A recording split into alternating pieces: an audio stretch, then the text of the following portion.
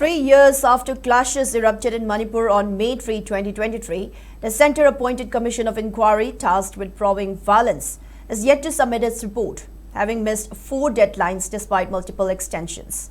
The 3-member panel, constituted on June 4, 2023, was initially mandated to submit its findings within 6 months from its first sitting.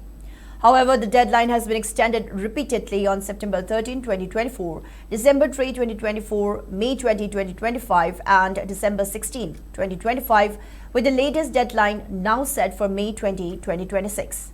According to Hindustan Times, officials familiar with the matter said the inquiry is still ongoing and may take considerable time as the Commission continues to scrutinize thousands of statements and documents submitted by people from both communities affected by the violence. While document collection at the Imphal office has been completed, the panel is yet to decide which individuals will be summoned for recording statements. Sources revealed that important officials who were in charge during the outbreak of violence, including the then Chief Minister, Chief Secretary and Director General of Police, have not yet been summoned by the Commission.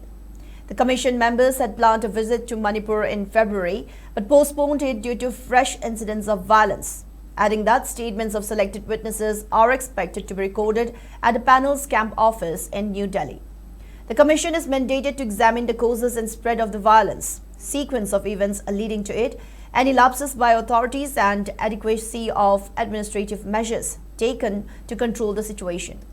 Currently chaired by former Supreme Court Judge Justice Balbir Singh Chauhan, the panel also includes retired bureaucrat Himanshu Sekhar Das and former police officer Aloka Prabhakar. The Commission operates from its headquarters in Imphal and a camp office in New Delhi.